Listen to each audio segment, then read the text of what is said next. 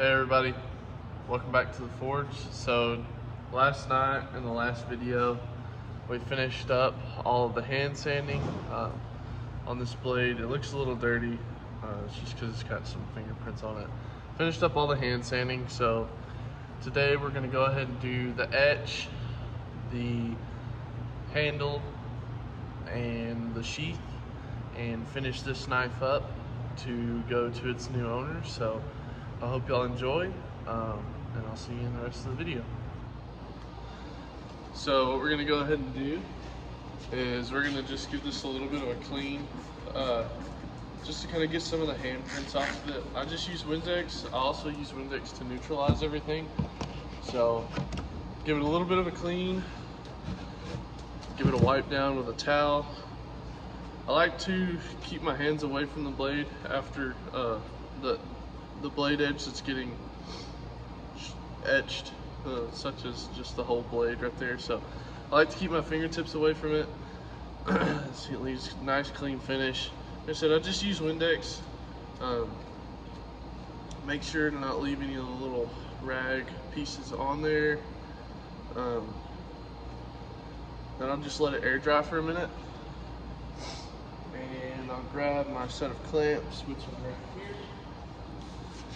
Grab my clamps and just give it a little pinch, like so. And then we're gonna go into the etch right here. We're gonna leave that in there for around 30 minutes.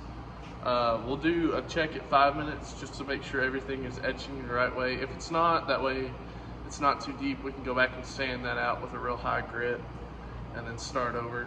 So we're gonna go ahead and check this, see how the etch is going, and then while this is etching, we're just gonna do a little bit of cleanup around the shop, and then we'll come back to this as soon as it is out of the ferric chloride, and we'll give you a little bit of a sneak peek of that pattern. So we're about to come out of the etch here.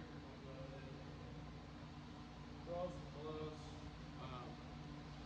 This is acid. It's not as strong as some of the other acids that people work with.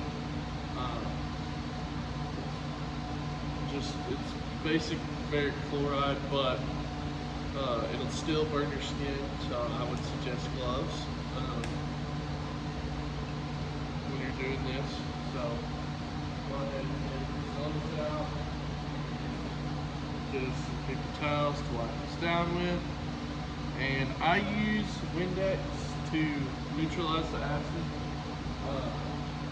It does a pretty good job of getting the acid neutralized so it doesn't continue to etch the blade after you pull it out. A lot of times if you don't neutralize the acid, it'll end up rusting. So we're gonna go ahead, we're gonna pull it out, neutralize it, give it a little bit of a polish with some 1500 grit, and wipe it down with a little bit of oil, and then we're going to wrap it up after that to keep it safe when we go in for the handling and all of the rest of the sharpening and everything else. So it looks amazing, I have to say. You can see that heat treat line in it.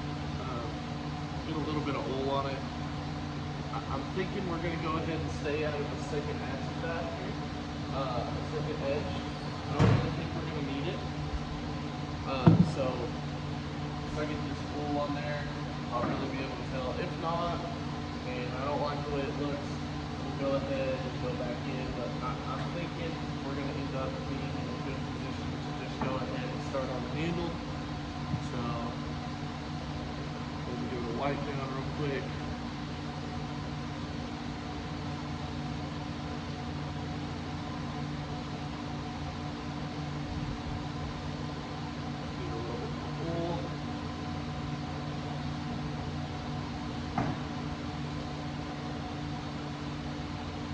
So this metal will actually soak the oil up as you put it on there, so you have to get quite a bit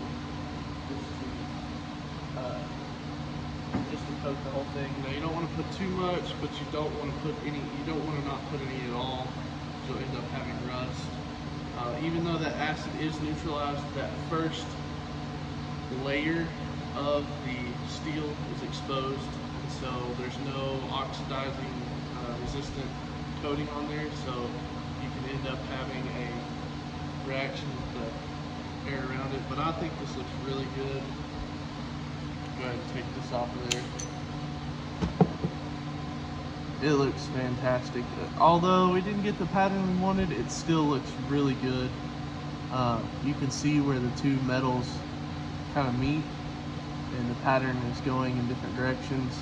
But like I said, I'm not upset about that. I think this looks really good, so we're gonna go ahead and go in we're gonna wrap this and start on our handling, and then at the very end we'll do our final edge, and then the knife is done. So here we go.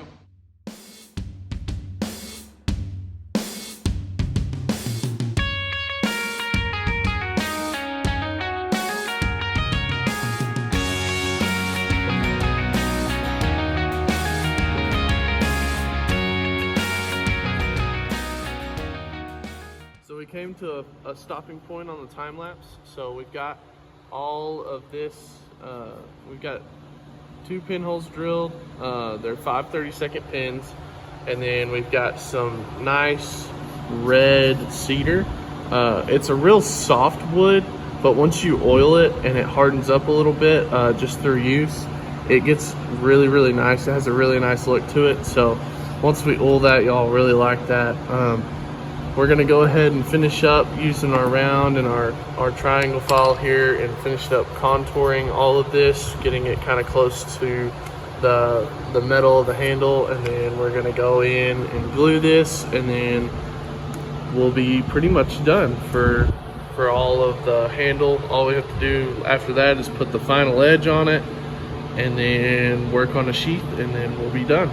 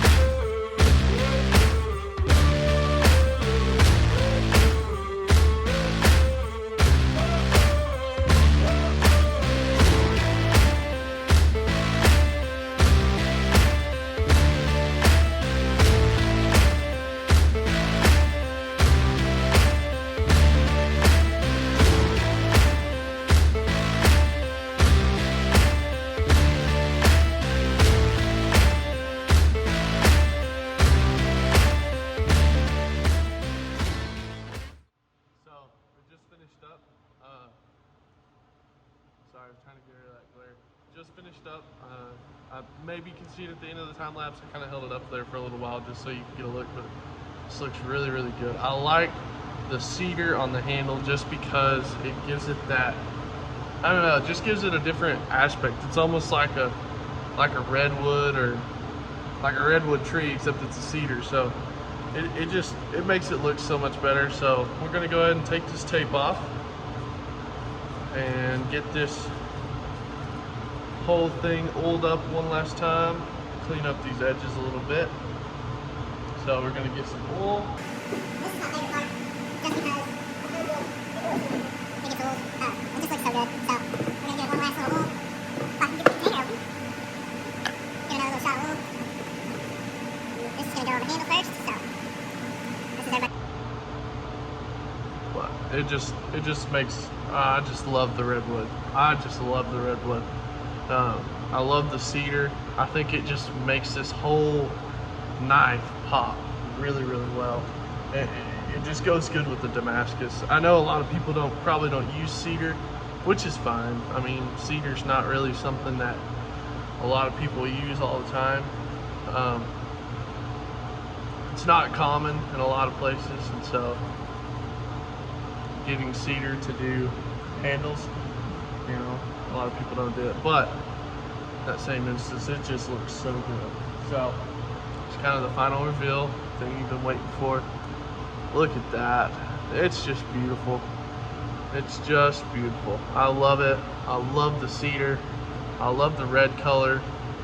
I love the way it fits in my hand. It's just an awesome knife, and it doesn't fit fully around your hand, but a lot of those knives that you use, you're not